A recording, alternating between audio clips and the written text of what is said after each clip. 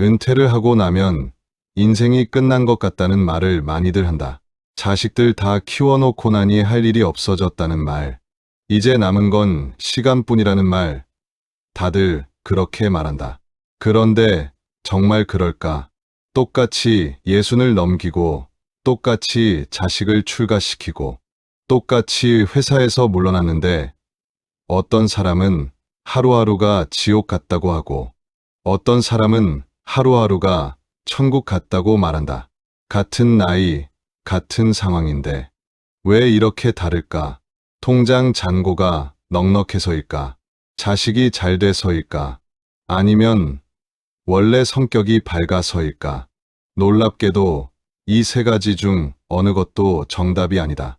통장에 여윳돈이 있어도 매일 불안한 사람이 있고, 자식이 성공했어도 밤마다 외로운 사람이 있고, 원래 밝던 사람도 은퇴 후 완전히 다른 사람처럼 변하는 경우가 많다. 이 영상 끝까지 보면 진짜 그 차이가 무엇인지 정확히 알게 된다.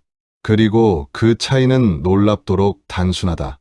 누구나 오늘 당장 시작할 수 있는 것이다. 다만 그것을 정확히 아는 사람이 드물 뿐이다. 조선시대 유배지에서 18년을 보내며 벼슬도 명예도 가족과 함께할 시간도 모두 잃었던 한 사람이 있다. 죄인이라는 이름표를 달고 낯선 땅으로 쫓겨나야 했던 그 사람. 그런데 놀랍게도 그 사람은 훗날 그 유배지에서의 시간을 인생에서 가장 빛나는 시간이었다고 회고한다. 바로 정약용이다. 모든 것을 빼앗긴 사람이 어떻게 그 시간을 천국처럼 살아낼 수 있었을까?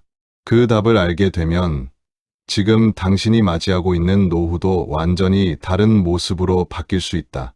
혹시 당신도 이런 생각을 해본 적이 있는가? 아침에 눈을 떴는데 오늘 딱히 할 일이 없다는 생각이 들 때, 예전에는 출근 준비로 정신없던 아침이었는데 이제는 눈을 떠도 딱히 갈 곳이 없다. 알람 없이 눈이 떠지는 그 순간이 왠지 반갑기보다 허탈하게 느껴진 적이 있는가? 거실에 앉아 텔레비전을 켜놓고 있는데 정작 무슨 내용인지 눈에 들어오지 않을 때 그냥 시간을 흘려보내고 있다는 느낌. 리모컨으로 채널만 이리저리 돌리다가 문득 시계를 보니 벌써 오후가 되어버리기도 한다. 자식들에게 전화를 하고 싶은데 괜히 귀찮게 하는 건 아닐까 망설여지기도 한다. 통화 버튼을 눌렀다가 다시 취소한 적 한 번쯤 있지 않은가. 자식이 바쁘다는 말 한마디에 괜히 미안해지고 서운해지는 마음을 혼자 삭히는 경우, 누군가 나이를 물어보면 괜히 위축되고 작아지는 느낌을 받은 적 있는가. 이런 순간들이 하나라도 있었다면 이 영상은 당신을 위한 것이다. 그리고 분명히 말해두고 싶은 것이 있다. 이런 생각이 든다고 해서 당신이 잘못 살고 있는 것이 아니다. 당신의 성격이 문제인 것도 아니고 당신이 유난히 약해서도 아니다. 다만 아직 노후를 사는 방법을 제대로 배운 적이 없을 뿐이다. 세상은 노후에 대해 이렇게 말한다. 건강 챙기고 돈 아껴 쓰고 남들에게 폐 끼치지 말고 조용히 지내라고. 취미 하나 만들고 운동 열심히 하고 손주들 재롱 보면서 살면 그것이 행복한 노후라고. 여행도 다니고 친구들과 어울리면 좋은 노후라고 다들 그렇게 말한다. 틀린 말은 아니다. 건강도 중요하고 돈도 중요하다. 운동도 좋고 여행도 좋다. 그런데 이 말대로 다 하고 사는데도 여전히 마음 한구석이 허전하다는 사람들이 있다. 왜 그럴까? 운동도 열심히 하고 통장에 돈도 어느 정도 있고 손주도 예쁘게 자라고 있고 여행도 자주 다니는데 정작 아침에 눈 뜨는 것이 반갑지 않다는 사람들. 겉으로 보기엔 남부러울 것 없는 노후인데 속은 텅 비어 있다는 사람들이 분명히 있다. 자식들에게는 아무 문제 없다고 말하면서 정작 혼자 있을 때는 깊은 한숨을 쉬는 사람들이 있다. 그런데 사실은 다르다. 행복한 노후를 결정하는 것은 돈도 아니고 건강도 아니고 자식의 성공도 아니다. 물론 이 세 가지가 아예 중요하지 않다는 말이 아니다. 하지만 이 세 가지를 다 갖추고도 불행한 노년을 사는 사람이 있고 이 세 가지 중 아무것도 넉넉하지 않아도 천국처럼 사는 사람이 있다. 그 차이를 만드는 것은 단 하나, 바로 하루를 채우는 방식이다. 더 정확히 말하면 하루 안에서 자기 자신에게 어떤 역할을 부여하느냐의 문제다. 사람은 누구나 나이가 몇이든 자신이 필요한 존재라는 느낌을 받을 때 살아있다는 감각을 느낀다. 반대로 아무리 편안해도 아무리 여유로워도 내가 이 세상에 딱히 필요 없는 존재라는 느낌을 받으면 몸은 멀쩡해도 마음은 서서히 죽어간다. 여행을 아무리 많이 다녀도 여행에서 돌아온 뒤 텅 빈 집에서 다시 무기력해지는 사람들이 그래서 많다. 여행은 잠깐의 자극일 뿐 매일의 역할을 대신해주지는 못하기 때문이다. 운동도 마찬가지다. 아무리 매일 헬스장에 가고 매일 산에 오른다 해도 그 시간이 끝나고 나면 다시 혼자 남는다. 몸은 건강해질 수 있어도 마음속 텅 빈 자리는 그대로 남는 경우가 많다. 취미도 마찬가지다. 그림을 그리고 악기를 배우고 서예를 익히는 것도 분명 좋은 일이지만 그것이 오직 나 혼자만을 위한 활동으로 끝난다면 그 즐거움은 오래가지 못하는 경우가 많다. 결국 사람의 마음을 진짜로 채워주는 것은 내가 하는 어떤 활동 자체가 아니라 그 활동을 통해 누군가와 이어지고 누군가에게 필요한 존재가 되는 경험이다. 바로 이 지점에서 정약용의 유배 생활이 결정적인 힌트를 준다. 내가 누군가에게 도움이 된다는 느낌. 이 느낌이 없으면 사람은 아무리 물질적으로 풍족해도 무기력해진다. 은퇴는 이 자기 효능감을 한순간에 앗아가는 사건이다. 얼마 전까지는 회사에서 나를 찾는 전화가 왔는데 오늘부터는 아무도 나를 찾지 않는다. 어제까지는 내가 없으면 안 되는 자리였는데 오늘부터는 내가 없어도 회사는 잘 돌아간다. 꼭 직장인들에게만 해당되는 이야기는 아니다. 봉사활동 같은 모임을 그만두었을 때도 허탈감을 느낀다. 이 사실을 깨닫는 순간 사람의 마음은 생각보다 크게 무너진다. 이 상실감은 생각보다 훨씬 크다. 사람들은 은퇴 후 상실감의 정체를 정확히 모른 채 그저 심심하다, 허전하다는 말로 뭉뚱그려 표현한다. 하지만 그 안을 들여다보면 이것은 존재감의 상실이다. 내가 이 세상에서 어떤 역할을 하고 있는가에 대한 감각이 사라진 것이다. 실제로 은퇴 직후를 연구한 여러 조사에서 정년 퇴직 후 1년 안에 우울감을 호소하는 비율이 눈에 띄게 높아진다는 결과가 반복적으로 나온다. 이것은 단순한 우연이 아니다. 매일 아침 나를 필요로 하던 자리가 사라졌을 때 사람의 마음이 겪는 자연스러운 반응인 것이다. 그런데 여기서 중요한 사실이 하나 있다. 이 역할이라는 것이 반드시 크고 대단한 것일 필요가 없다는 것이다. 사람들은 흔히 착각한다. 은퇴 후에도 뭔가 대단한 일을 다시 해야 존재감이 생긴다고. 예전의 직함, 예전의 자리를 다시 찾아야만 살아있는 느낌을 되찾을 수 있다고 생각한다. 하지만 그렇지 않다. 아주 작은 역할이라도 그것이 진짜 나만의 역할이라면, 그리고 그 역할이 누군가에게 실제로 도움이 된다면 사람은 다시 살아난다.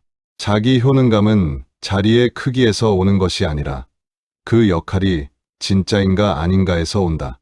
사람은 저마다 마음속에 지금쯤이면 이런 위치에 있어야 한다는 일종의 기준 시계를 가지고 있다. 젊었을 때는 취업, 결혼, 승진이라는 시계에 맞춰 살아간다.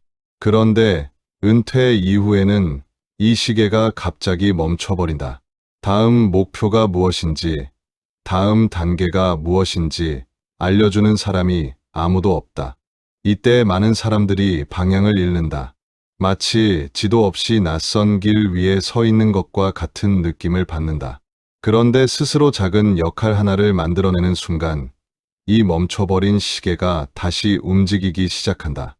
화요일에는 컴퓨터 교실이 있고, 목요일에는 도서관에 가야 하고, 주말에는 텃밭을 돌봐야 한다는 리듬이 생기면 마음속 시계는 다시 째깍째깍 움직인다.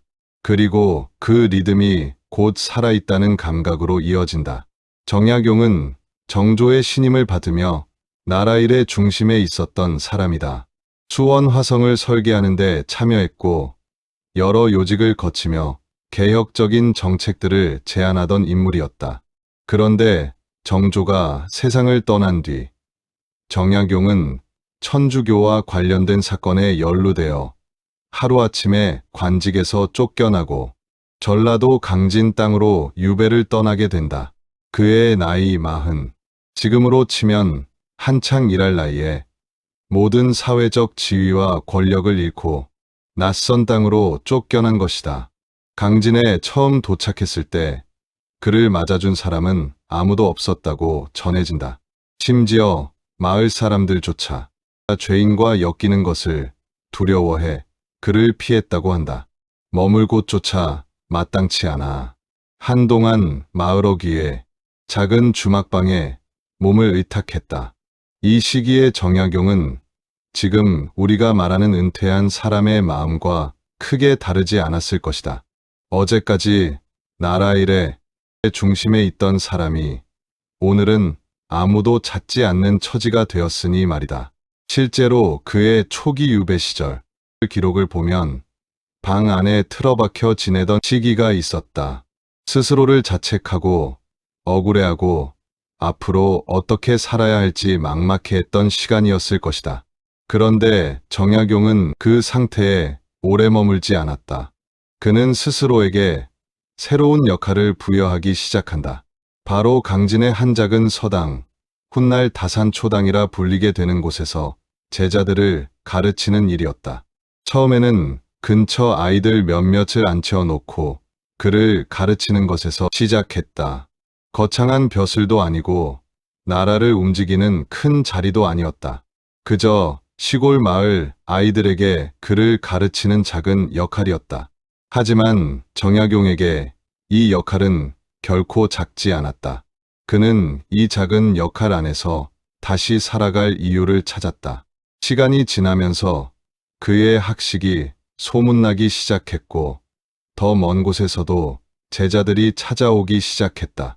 그는 제자들과 함께 산을 오르고 차를 마시고 학문을 논하며 하루하루를 채워갔다. 유배지의 좁은 방 한 칸이 조선을 대표하는 학문의 산실로 바뀐 것이다.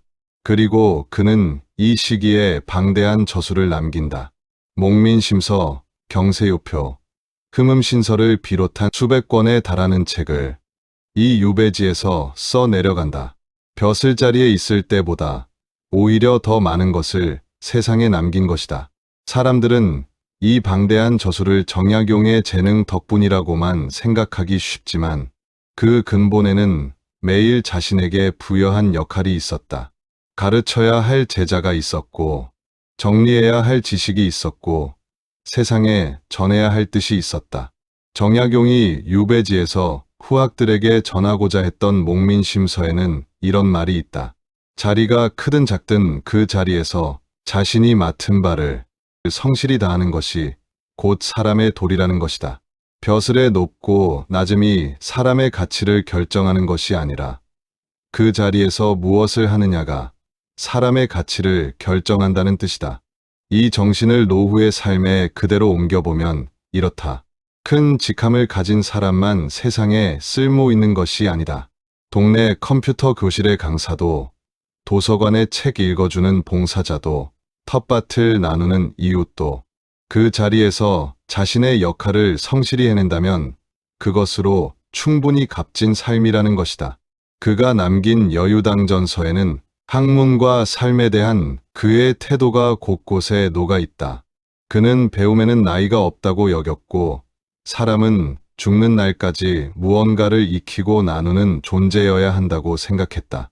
나이가 들었다고 배움과 나눔을 멈추는 순간 사람은 더 이상 성장하지 않는 존재가 되어버린다고 본 것이다. 그는 자식들에게 보낸 여러 편지에서도 아무리 어려운 처지에 있어도 배우고 익히는 것을 게을리하지 말라고 당부했다. 정약용이 자식들에게 남긴 편지글에도 이와 통하는 당부가 담겨 있다. 아무리 처지가 어려워도 스스로 쓸모를 만들어가는 사람이 되어야 한다는 뜻의 가르침이었다. 유배지에 있는 아버지가 도성의 자식들에게 지위를 잃었다고 낙심하지 말고 오히려 이 시기를 배움과 나눔의 기회로 삼으라고 당부한 것이다. 이 말은 비단 그의 자식들만을 위한 말이 아니라 지금 이 시대의 노후를 맞이하는 우리 모두에게 그대로 적용되는 말이기도 하다. 이 가르침이 공통적으로 말하는 것은 하나다. 사람은 나이와 상관없이, 지위와 상관없이 누군가에게 필요한 존재가 될 때 비로소 생기를 얻는다는 것이다. 정약용은 이 가르침을 유배지라는 가장 밑바닥 같은 상황에서 몸소 증명해 보인 사람이다. 은퇴 후 무기력에 빠졌던 68살 최모 씨의 이야기다. 그는 평생 은행에서 일하다가 정년퇴직을 했다. 퇴직 후 반년 동안 그는 하루 종일 텔레비전 앞에 앉아 있었다. 아내가 말을 걸어도 대답이 짧아졌고 표정도 점점 굳어갔다. 아내는 처음엔 그저 적응 기간이려니 했지만 시간이 지나도 나아지지 않자 걱정이 커졌다. 병원에 데려가 봐야 하나 고민할 정도였다. 그러던 어느 날 아파트 관리사무소에서 주민들을 위한 컴퓨터 교실 강사를 구한다는 공고를 봤다. 컴퓨터 좀 다룰 줄 아는 어르신이 있으면 다른 어르신들에게 컴퓨터 사용법을 알려주는 자리였다. 아내의 권유로 그는 반신반의하며 지원했다. 처음엔 2명, 3명 모이는 정도였다. 그마저도 몇 번은 아무도 오지 않아 혼자 앉아있다 돌아온 날도 있었다. 그런데 시간이 지나면서 소문이 나기 시작했다. 회사에서 컴퓨터로 오래 일했던 사람이라 설명을 참 쉽게 해준다는 소문이었다. 몇 달 후에는 매주 화요일마다 10명이 넘는 어르신들이 그의 강의를 들으러 왔다. 그는 이제 아침마다 눈을 뜨면 오늘 가르칠 내용을 미리 준비하며 하루를 시작한다. 그의 아내는 요즘 남편의 얼굴에 예전에 없던 생기가 돈다고 말한다.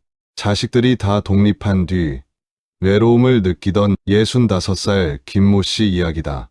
그녀는 평생 자식 셋을 키우며 살림만 해왔다.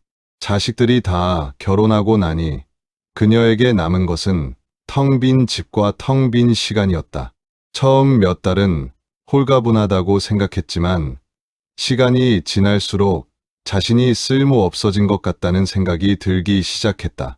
밥을 차려도 먹는 사람은 자신뿐이었고 그마저도 거르는 날이 늘어갔다. 그러던 중 동네 도서관에서 책 읽어주는 봉사자를 모집한다는 소식을 들었다. 어린아이들에게 그림책을 읽어주는 일이었다.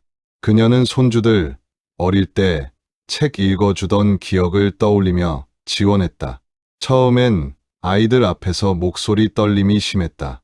아이들이 딴청을 피우기라도 하면 위축되기도 했다. 하지만 아이들이 그녀의 이야기에 눈을 반짝이며 집중하는 모습을 보면서 그녀는 오랜만에 자신이 필요한 사람이라는 느낌을 받았다. 지금 그녀는 매주 2번 도서관에서 아이들을 만나는 것을 인생에서 가장 기다려지는 시간으로 꼽는다. 여기서 잠깐 생각해보자.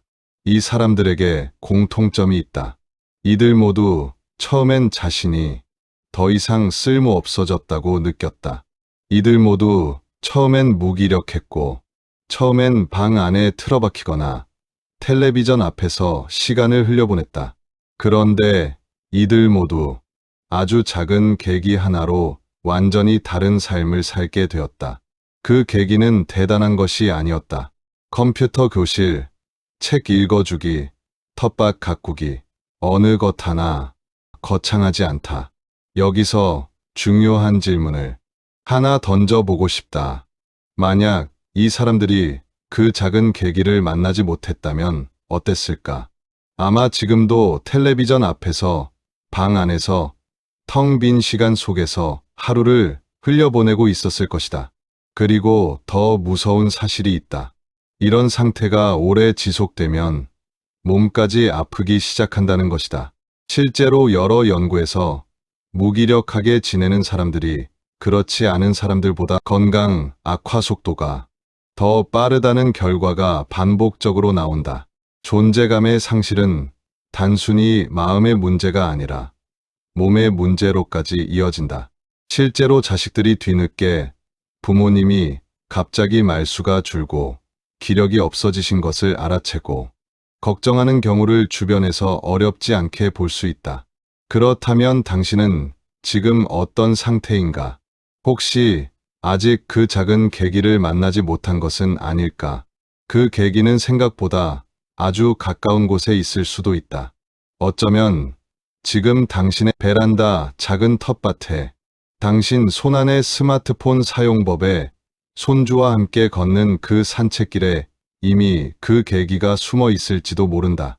그렇다면 구체적으로 어떻게 해야 할까? 정약용의 삶과 앞선 사례들을 통해 정리할 수 있는 실천 방법을 이야기해 보겠다. 첫째, 잘하는 것 하나를 떠올려 본다. 대단한 능력일 필요는 없다.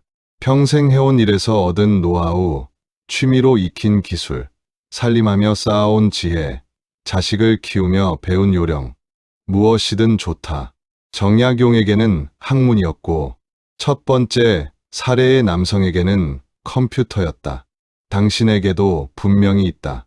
지금 잠시 멈추고 내가 남들보다 조금이라도 잘하는 것이 무엇인지 떠올려 보길 바란다. 둘째, 그것을 필요로 하는 사람을 찾는다. 거창한 조직일 필요 없다. 동네 주민센터, 아파트 관리사무소, 도서관, 종교시설, 손주의 학교. 조금만 눈을 돌리면 작은 역할을 필요로 하는 곳은 생각보다 많다. 요즘은 지역 복지관이나 주민센터에서도 어르신들의 재능을 활용하는 프로그램을 적극적으로 운영하는 경우가 많으니 가까운 곳에 문의해보는 것도 좋은 방법이다. 셋째, 완벽하게 준비되지 않아도 일단 시작한다. 컴퓨터 교실을 시작한 남성도 처음엔 2명, 3명 뿐이었다. 책 읽어주던 여성도 처음엔 목소리가 떨렸다. 완벽하게 준비된 다음에 시작하려고 하면 평생 시작할 수 없다. 작게, 서투르게라도 시작하는 것이 중요하다. 넷째, 이 역할을 통해 만나는 사람들과의 관계를 소중히 여긴다. 컴퓨터 교실의 학생들, 도서관의 아이들, 이들과의 관계 하나하나가 곧 노후의 새로운 자산이 된다. 사람은 결국 관계 속에서 자신의 존재 가치를 확인받는 존재이기 때문이다. 다섯째, 이 모든 과정을 조급해하지 않는다. 정약용도 강진에 처음 도착해서 곧바로 제자를 가르친 것이 아니다. 얼마간의 방황과 적응의 시간을 거친 뒤에야 자신의 역할을 찾았다. 지금 당장 답이 보이지 않아도 괜찮다. 다만 찾으려는 마음을 놓지 않는 것이 중요하다. 여섯째, 작은 성공을 스스로 인정해준다. 2~3명이 모인 컴퓨터 교실도, 목소리가 떨리던 첫 책 읽기도 처음엔 초라해 보일 수 있다. 하지만 그 작은 시작이야말로 앞으로 이어질 큰 변화의 첫걸음이라는 것을 스스로에게 계속 일러주어야 한다. 남과 비교하지 않고 어제의 나와 오늘의 나를 비교하며 조금씩 나아가는 것. 그것이 노후를 천국처럼 사는 사람들의 진짜 비결이다. 일곱째, 가족에게도 이 역할을 자연스럽게 알린다. 자식들에게 부모가 요즘 어떤 역할을 하며 지내는지 알리는 것은 생각보다 중요하다. 자식들은 부모가 활기차게 지내는 모습을 볼 때 마음의 짐을 덜게 되고, 부모 역시 자식에게 자랑할 거리가 생기면서 대화의 물꼬가 트인다. 컴퓨터 교실을 시작한 남성도 이제는 자식들과의 전화 통화에서 예전보다 훨씬 할 이야기가 많아졌다고 말한다. 작은 역할 하나가 자식과의 관계까지 함께 회복시켜주는 것이다. 정약용은 모든 것을 잃은 자리에서 오히려 인생에서 가장 값진 시간을 만들어냈다. 그가 특별한 사람이어서가 아니다. 그가 자신에게 작은 역할을 부여하기를 포기하지 않았기 때문이다. 노후가 천국 같은 사람과 지옥 같은 사람의 차이는 결국 이 한 가지에서 갈린다. 오늘 내가 누군가에게 필요한 사람인가? 그 질문에 스스로 그렇다고 답할 수 있다면 그 사람의 노후는 이미 천국에 가까워지고 있는 것이다. 혹시 지금 이 영상을 보면서 마음 한구석에 무언가 떠오른 것이 있다면 그것을 흘려보내지 않았으면 합니다. 아주 작은 것이라도 좋습니다. 오늘 하루 그 마음속 떠오른 것을 한 걸음이라도 실천해 보길 바랍니다. 이 영상이 당신의 마음에 작은 울림이 되었다면 구독과 좋아요로 응원해 주시길 바랍니다. 그리고 댓글로 당신이 지금 하고 있는 혹은 앞으로 해보고 싶은 작은 역할이 있다면 편하게 이야기를 나눠주시길 바랍니다. 다음 영상에서 더 깊은 이야기로 또 다시 찾아오겠습니다. 감사합니다.